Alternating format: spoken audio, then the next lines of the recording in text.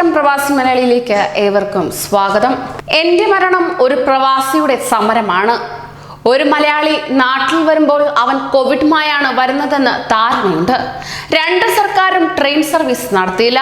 കേരളത്തിലേക്ക് മടങ്ങാനാകാത്ത വിഷമത്തിൽ ചെന്നൈയിൽ ആത്മഹത്യ ചെയ്ത യുവാവിന്റെ ആത്മഹത്യാക്കുറിപ്പിലെ വാക്കുകളാണിത്. വടകര മുടപ്പിലാവിൽ മാരാർമഠത്തിൽ ടി ബിനീഷാണ് ജീവനൊടുക്കിയത്. പ്രായം 41.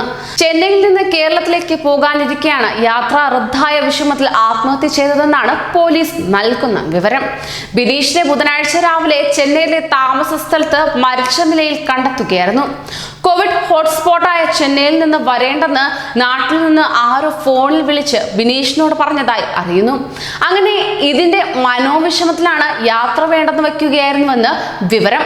ബിനീഷിന് കേരളത്തിലേക്കുള്ള പാസും ലഭിച്ചിരുന്നു.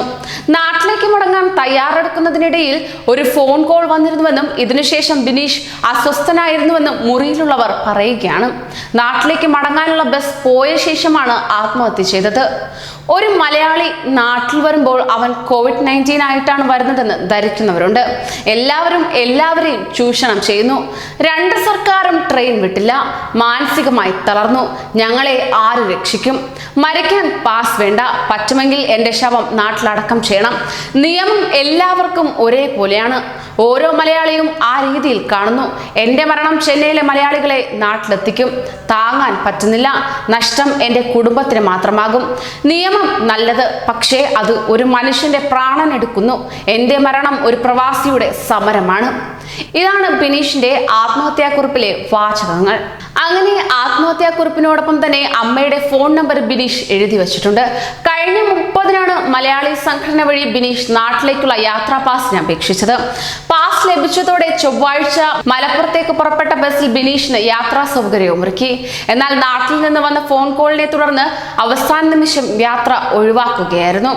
ബിനീഷ് എത്തുമെന്നതിനാൽ സമ്പർക്ക വിലക്കിൽ കഴിയുന്നതിനായി വടകരയിലെ വീട്ടിൽ സൗകര്യമൊരുക്കിയിരുന്നുവെന്ന് സഹോദരി ഭർത്താവ് സജീവനും പറയുകയും ചെയ്തു. ബിനീഷിന്റെ ഭാര്യയും മകളും ഭാര്യയുടെ വീട്ടിലായിരുന്നു. പ്രായമായ അമ്മയെ ബന്ധുവീട്ടിലേക്ക് മാറ്റി പാർപ്പിച്ചിരുന്നതാണെന്നും സജീവൻ പറയുകയാണ്. ഇതേ തുടർന്ന് ബിനീഷ് 3 വർഷമായി ചെന്നൈയിലെ ചായക്കടയിൽ ജോലി ചെയ്തു വരികയായിരുന്നു. സംഭവത്തിൽ 7 വെൽസ് പോലീസ് കേസെടുത്തു. കൂടുതൽ പ്രവാസി വാർത്തകൾക്കായി ഈ ചാനൽ സബ്സ്ക്രൈബ് ചെയ്യൂ.